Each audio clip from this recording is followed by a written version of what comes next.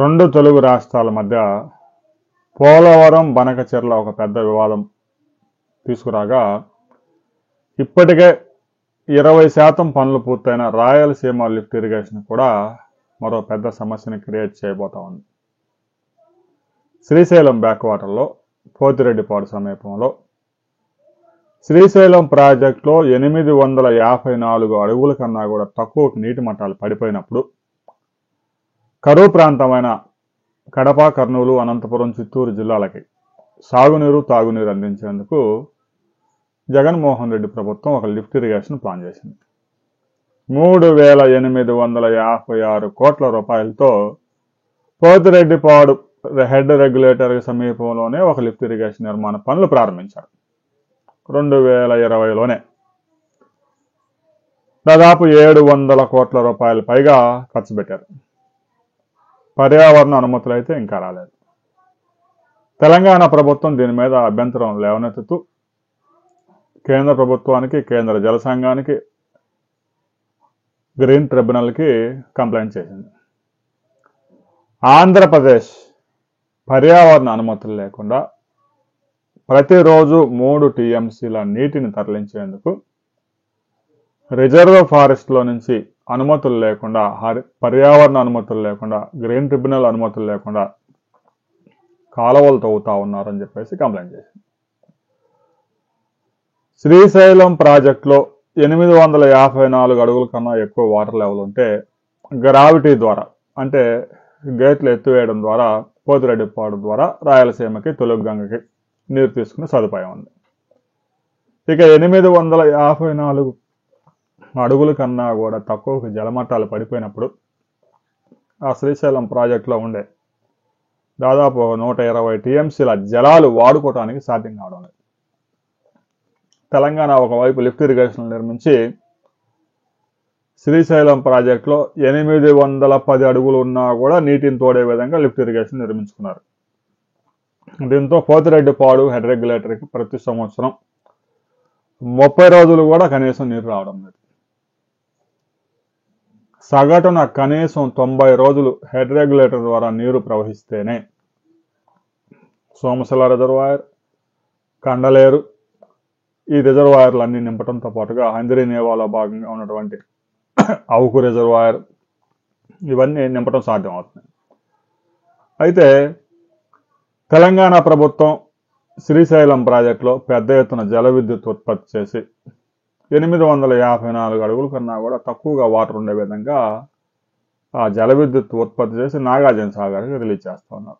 854 అడుగుల కన్నా కిందకి తీసుకెళ్తే ఇక పోతిరెడ్డిపాడు ద్వారా నీరు తీసుకోవడం సాధ్యం కాదు. కాబట్టి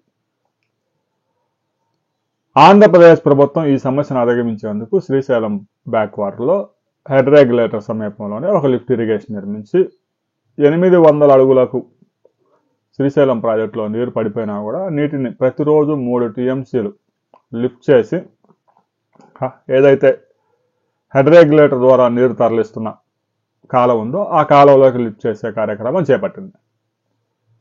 అయితే లిఫ్ట్ ఇరిగేషన్ పనులు 20% మాత్రమే పూర్తయ్యాయి. ఆ లిఫ్ట్ ఇరిగేషన్ దగ్గర నుంచి ఆ నీరుని ఎత్తిపోస్తూ పోతిరెడ్డిపాడు హెడ్ రెగ్యులేటర్లో కలిసే కాలువలో కలిసే అప్రోచ్ ఛానల్ ఏదైతే ఉందో దానికి 1200 ఎకరాల ఫారెస్ట్ ల్యాండ్ అవసరమైంది. దీంతో హరిత ట్రిబ్యునల్ అనుమతులు ఇంకా ఇవ్వలేదు. జగన్మోహన్ రెడ్డి అప్పట్లో బీజేపీతో కలిసి మెలిసి మెలేసుకొని తిరిగినా కూడా అనుమతులు తీసుకురాలేకపోయారు. కూటమి ప్రభుత్వం వచ్చిన తర్వాత అనుమతుల కోసం ప్రయత్నిస్తున్నట్లు కూడా కనిపించడం లేదు. ఎందుకంటే ఆ జగన్మోహన్ రెడ్డి ఆ ప్రాజెక్టు ప్రారంభించి కేసీఆర్తో మెలేసుకొని అదేదో పెద్ద స్కెచ్చే వేసుకున్నారు ఇద్దరు, కానీ అది వర్కౌట్ అవ్వలేదు. ఇక తాజాగా రాయలసీమ లిఫ్ట్ ఇరిగేషన్ని ఆపివేయాలి అంటూ తెలంగాణ కేబినెట్ తీర్మానించింది. దీని మీద విస్తృతంగా చర్చించారు ముఖ్యమంత్రి రేవంత్ రెడ్డి, తెలంగాణలో నీటిపారుదల శాఖ మంత్రిగా ఉన్న పురుషోత్తం రెడ్డి. వీళ్ళంతా చర్చించి రాయలసీమ లిఫ్ట్ ఇరిగేషన్ గనక పూర్తి చేస్తే దక్షిణ తెలంగాణ ఎడారిగా మారిపోబోతా ఉంది. తెలంగాణ ప్రభుత్వం నిర్మించిన లిఫ్ట్ ఇరిగేషన్లు ఒక్కటి కూడా పనిచేయదు అని ప్రజల్లో ఆందోళన క్రియేట్ చేస్తూ ఉన్నారు.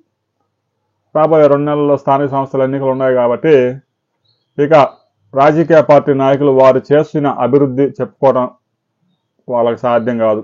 అది చెప్పుకుంటే జనం ఎవడు ఓట్లేడు కాబట్టి రెండు ప్రాంతాల మధ్య చిచ్చు పెట్టి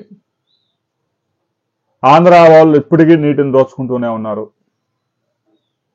60 సంవత్సరాల పాటు తెలంగాణలో ఉద్యోగాలన్నీ వాళ్ళే గాజేశారు, నిధులన్నీ వాళ్ళే గాజేశారు, నీళ్ళన్నీ వాళ్ళే గాజేశారు.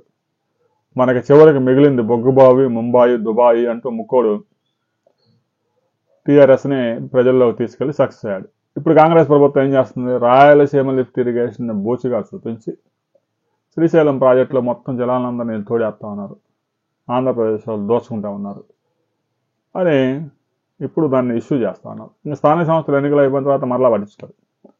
అసలు ఆంధ్రప్రదేశ్ ప్రభుత్వమే ఆ రాయలసీమ లిఫ్ట్ ఇరిగేషన్ ప్రాజెక్ట్ని కూటమి ప్రభుత్వం వచ్చిన తర్వాత ఒక అడుగు కూడా ముందుకు తీసుకెళ్ళలేదు. సరే, జగన్మోహన్ రెడ్డి ప్రభుత్వంలో అన్న వేగంగా పనులు చేశారా అంటే 2020లో ప్రారంభించి 2021లో క్లోజ్ చేశారు.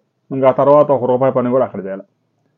ఊరక డ్రామా వేయడానికే 700 కోట్ల రూపాయలు ఖర్చు చేశారు. ఆ ప్రాజెక్టు ఎప్పుడు పూర్తవుతుందో తెలియదు.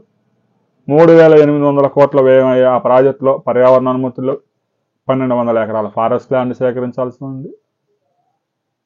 దాదాపు 4,000 మెగావాట్ల విద్యుత్ దానికి అవసరం అవుతుంది. ప్రతిరోజు 3 టీఎంసీలు ఎత్తిపోయాల్సి ఉంటుంది. కరెంటు బిల్లులు కూడా ప్రతిరోజు 150 కోట్ల రూపాయల కరెంటు బిల్లు వచ్చే అవకాశం ఉంది. కాళేశ్వరంలో అయితే ఎలాగైతే బాహుబలి పంపులు కేసీఆర్ బిగించి చివరికి కాళేశ్వరం ప్రాజెక్టుని పనికి రాకుండా చేశాడో, ఈ రాయలసీమ లిఫ్ట్ ఇరిగేషన్ కూడా అలాగనే అవుతుంది. కృష్ణానది మిగులు జలాలు, వరద జలాలు వాడుకునేందుకు తెలుగుగంగ ప్రాజెక్టు దాని మీద ఆధారపడి ఏర్పాటు చేశారు. పోతిరెడ్డిపాడు హెడ్ రెగ్యులేటర్ ద్వారా వచ్చే వరదను వాడుకొని 854 అడుగులు మెయింటైన్ చేసుకుంటే శ్రీశైలం ప్రాజెక్టులో రెండు రాష్ట్రాలు పోటీపడి లిఫ్ట్ ఇరిగేషన్లో ఒకటి 810 అడుగుల్లో పెడితే ఇంకొక 800 అడుగుల నుంచి 790 అడుగుల నుంచి నీటిని లాగే విధంగా లిఫ్ట్ ఇరిగేషన్ గొట్టాలు లోపల తీసుకెళ్లడం వల్ల ప్రయోజనం ఉండదు. రాబోయే రోజుల్లో ప్రతి ఎన్నికల్లో ఇది వివాదాస్పదంగానే మారింది. ఆ ఎన్నికలు అయిపోగానే ఇది ఎవడు పట్టించుకోడు. ఇక పర్యావరణ అనుమతులు వస్తాయా రావా? అసలు కూటమి ప్రభుత్వం రాయలసీమ లిఫ్ట్ ఇరిగేషన్ గురించి ఒక్క మాట కూడా మాట్లాడటం లేదు. అసలు ఆ ప్రాజెక్టు పనులు నడుస్తున్నాయా లేదా, ఈ ప్రాజెక్టును ముందుకు తీసుకెళ్లే ఉద్దేశం చంద్రబాబు నాయుడుకి ఉందా లేదా అనే విషయంలో కూడా అనుమానాలు ఉన్నాయి. ఎందుకంటే ఆయన పోలవరం, బనకచెర్ల ప్రాజెక్టుని తెర మీద తీసుకొచ్చాడు కాబట్టి ఆ ప్రాజెక్టు కనుక చేపడితే అసలు ఇంకా రాయలసీమ లిఫ్ట్ ఇరిగేషన్తో పనే లేదు. రాయలసీమ లిఫ్ట్ ఇరిగేషన్ ద్వారా తెలుగుగంగ ప్రాజెక్టుకి, తెలుగుగంగ కాలువలకు ఒక 30 టీఎంసీలు, కేసీ కెనాల్కి ఒక 10 టీఎంసీలు, ఇక గాలేరు నగర్కి ఒక 30 టీఎంసీలు, అలా దాదాపుగా ఒక 111 టీఎంసీల దాకా వాడుకునేందుకు ప్రణాళిక వేశారు. జగన్మోహన్ రెడ్డి ప్రణాళిక, జగన్మోహన్ రెడ్డి ముందుకు తీసుకెళ్ళాలి. ఆయన అధికారంలో ఉన్నప్పుడు బీజేపీ వాళ్ళు ఏది పడితే అది చేశారు. ఆయన కూడా కనీసం అనుమతులు కూడా తీసుకురాలేదు. అప్పట్లో ఉన్న స్థానిక సంస్థల ఎన్నికలను దృష్టిలో పెట్టుకొని వేసిన డ్రామా ఎన్నికలు అయిపోగానే వదిలేశారు. మరలా ఇప్పుడు పోలవరం, బనకచెర్ల తెర మీదకి వచ్చింది కాబట్టి రాయలసీమ లిఫ్ట్ ఇరిగేషన్ ఇక కేవలం ఎన్నికలకు ముందు యాక్షన్, ఎన్నికలు అయిపోయిన తర్వాత క్లోజ్, అలాంటి ప్రాజెక్టుగా మిగిలిపోయే అవకాశం స్పష్టంగా కనిపిస్తాం. రాబోయే రోజుల్లో కూటమి ప్రభుత్వం రాయలసీమ లిఫ్ట్ ఇరిగేషన్ మీద ఎలాంటి నిర్ణయం తీసుకుపోతా ఉంది అనే వివరాలతో మరో వీడియోలో తెలుసుకుందాం.